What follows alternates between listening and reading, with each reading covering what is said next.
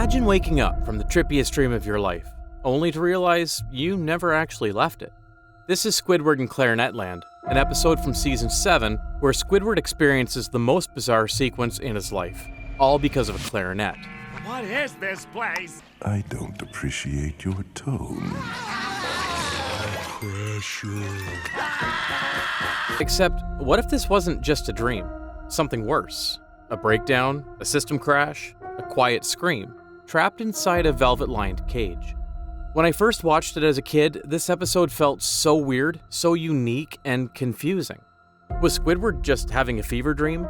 How was he having the weird dream in the first place? And why does this strange creature, of all things, appear in Clarinetland? So many questions, and over the years, fans have tried to make sense of it. But now, I've finally put the pieces together. But before we dive into Clarinetland, we need to understand what actually happened. So the episode opens with Squidward going off to work by bike. Squidward is happy. Like, suspiciously happy. He gets blasted in the face with gravel and he calls it a fine day. What a day. That's our first red flag. SpongeBob straight up crushes him with the door, and Squidward just giggles. Even that doesn't break him. Everyone knows that Squidward should be snapping left, right, and center at this point. Something foul is at play here. Patience. Good morning, sir. Welcome to the Krusty Krab. Who is this man and what did he do with the real Squidward? And finally, Mr. Krabs hits him with the question that we're all thinking. Did you get an order of fancy decorative soaps in the mail or something? Yeah, soaps. Totally not a weird euphemism for, did you take something before your shift today, Squidward? Turns out, the real toxin in his head isn't soap, it's hope. Squidward is just really excited to perform at the clarinet recital after work. And now I want you to pay attention very closely to this happiness thing with Squidward, because it plays a critical role in this story. Squiddy is actually holding on really well here. I'm actually impressed.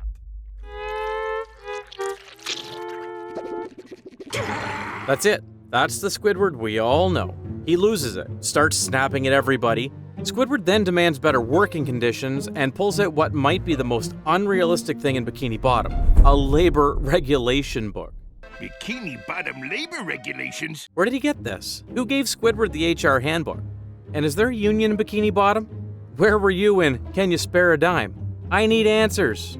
So Mr. Krabs, in peak cost-cutting fashion, gives him this locker, which contains dust, mold, and an actual skeleton, supposedly named Sterling from corporate. I don't know. At this point, Krabs could reveal that he actually hides bodies in the walls. I'm not surprised. Oh, they have to share this horror locker, by the way. Squidward stores his prized clarinet. Meanwhile, SpongeBob stores a used toothbrush. Honestly, that's the real violation here. Then things get weird. Because not only does SpongeBob clean up the locker and install velvet, he actually turns the locker into an actual archival vault. It makes zero spatial sense, but this is where it starts to feel intentional. SpongeBob is messing with them. Like, why would you need more than 2,000 lockers anyway? He kept moving Squidward's clarinet from one locker to another, making it harder to find. Squidward, in search of his precious clarinet, starts to wander inside the vault. He starts hearing SpongeBob laughs, seeing a silhouette of Sponge. Then boom, he finds a hole. Crawls in like Alice through the rabbit hole and enters Clarinetland. And yeah, this is where things go off the deep end. Things start to get trippy from this part. It doesn't feel like a dream anymore, it feels more like a meltdown. There are clarinets everywhere, tall, big, and erecting to the sky. None of this is explained, which is fine. This is SpongeBob, we've seen weirder, right? Except SpongeBob is different too. He's not goofy here. He's creepy. He's laughing from the shadows, always just out of reach, like he knows something we don't. And then, because why not, he meets a massive, bald eagle head. No explanation, no setup, the eagle just exists. And he's guarding a forest of clarinets? I'm trying to find my clarinet. A clarinet is not owned. This line? I don't know what it means yet, but it sounds important. At first, I thought it was nonsense, like something you hear before a cult meeting. But nah, this line means something personal to Squidward. Squiddy then gets eaten.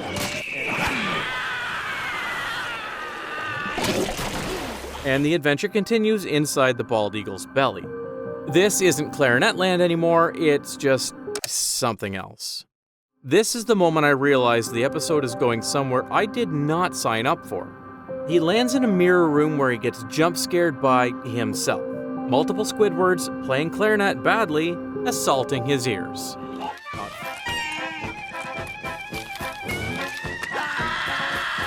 Not funny, just unsettling. Then, somehow, Squidward ends up inside a pinball machine with Patrick playing it like he does this every Tuesday. I win! Hey, what are you doing here? Squidward asks why Patrick is huge. And how did you get so big? Patrick says, Must be all the pressure. "What does that even mean?" Patrick also said it like a threat, too. Then, a sentient vacuum shows up and explodes Squidward into space, chasing SpongeBob. We're so far past logic, it's embarrassing to even ask for it back. But then Squidward wakes up, already trapped inside the tiny locker, looking like he's aged 20 years in 20 minutes. Turns out SpongeBob holds the clarinet this entire time. Oh, you mean this? As a friendly, kind gesture. Squidward gets angry, throws SpongeBob into the locker, chains it, and sends it far, far away. So nobody could bother him at the recital. You wouldn't believe what I had to go through to get... Hi, Squidward. How? How is he there? You know what? Never mind. This episode leaves us with so many unexplained details. Why the clarinet forest? Why the eagle? Why does the logic break harder the longer it goes? But in order to make sense of this episode, we have to understand Squidward's dream. And after replaying this episode several times, I found out what actually might be the trigger to Squidward's dream.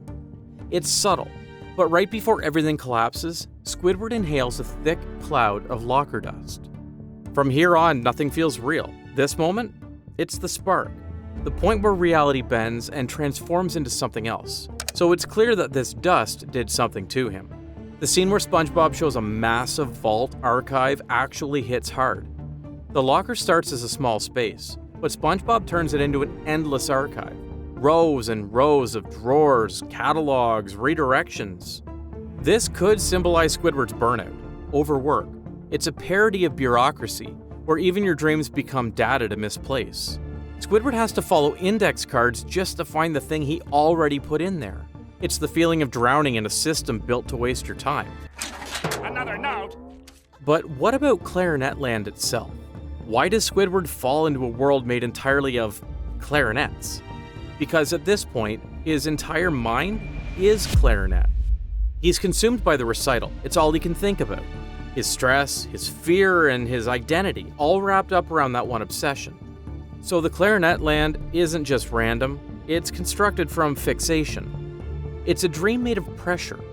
But what does it have to do with tall, stoic, full of wisdom bald eagle?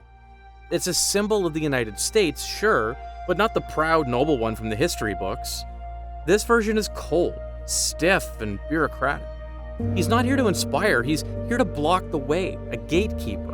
I am the keeper of the horned forest. A living metaphor for the system, the kind that values structure over people. He stands between Squidward and his dream. When the eagle says a clarinet is not owned, it's not just some cryptic cult. The eagle is actually saying, your passion doesn't belong to you anymore. Your dream is no longer yours. It belongs to deadlines, to debt, to media expectations. You can work, you can strive, you can love something deeply, but in a system that doesn't care, it will still swallow you. And that's exactly what happens. Squidward tries to reason with it. He begs to keep hold of his dream, and the system swallows him whole. No sympathy, no ceremony, just consumption. After more chasing, more chaos, Squidward enters the worst room of all, the one with no outside threat, just mirrors and himself. They shove clarinets in their mouths, they play out of two notes, overwhelming him.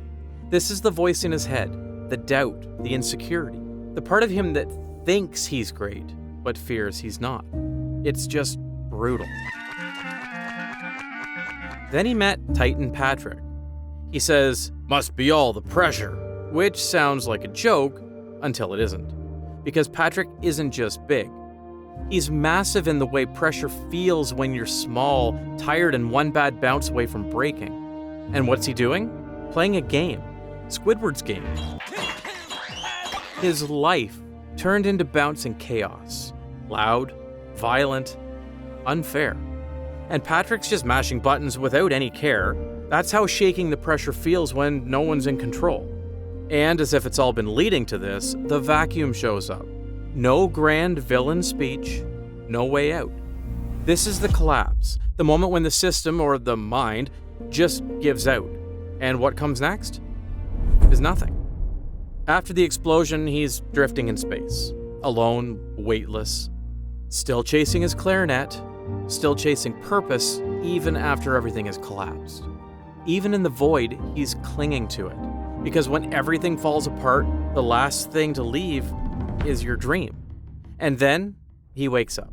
But it doesn't feel like waking up. It feels like crashing. SpongeBob acts like nothing happened.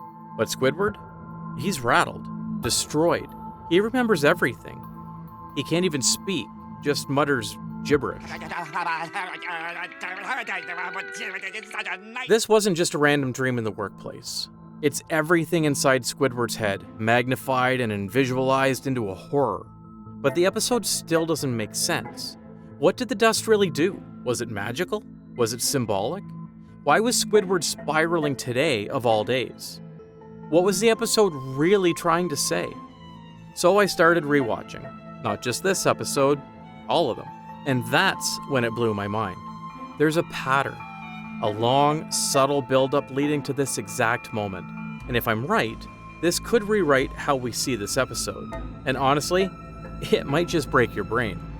Now, let's be honest. Squidward didn't just snap because of some moldy locker dust. He snapped because he was already hanging by a thread. Remember the first red flag? That fake, forced happiness at the start of the episode? Yes, he says it's because of the clarinet recital. But think about it. Why bother keeping up a good mood at all? That's not like him. And get this, if you've watched Band Geeks or Squilliam Returns, you already know Squidward crumbles under pressure. In Band Geeks, Squidward completely breaks down while preparing for his big moment. He's snappy, disorganized, overwhelmed, and visibly anxious, even when SpongeBob and the gang are being cooperative. In Squilliam Returns, he gets flustered and spirals into a full panic trying to impress his rival. My theory is that Squidward is already nervous and panicking a few days before the dream happens. He's so consumed by it, he can't get a proper rest, he can't even eat properly. And the only thing keeping him from cracking is pretending everything's fine. Remember earlier when I said the true toxin in his brain is hope? This is it. He's not acting weird because of some decorative soap. He's mentally exhausted. And this recital? It's all he has left. Now, you wouldn't get a mushroom trip with just dust, but this isn't regular dust. This dust comes from a locker with a dead body and rust. God knows what kind of bacteria or fungus is inside. Even Davy Jones's locker had better ventilation. And that moment when Squidward breathes it in, that's the crack. Reality starts to blur, he starts seeing things. SpongeBob building a full-blown archival project in the kitchen? Come on. The last real thing we see is when SpongeBob changes the locker color into velvet. Because when Squidward wakes up, the velvet is already there. Everything after that, it's in his head. Meanwhile, his real body crawled into the locker like a desperate animal. And finally, after countless nights of no sleep, everything comes out at once. Everything he faced in there was something he already lived with. Work that never ends. Systems who refuse to listen, swallow you. Your dream keeps slipping away from you. And a voice in your head that says you'll never be good enough. The clarinet wasn't just an instrument. It was his hope. A dream of his. Something he believes can still save him. That's why he's holding it so dearly.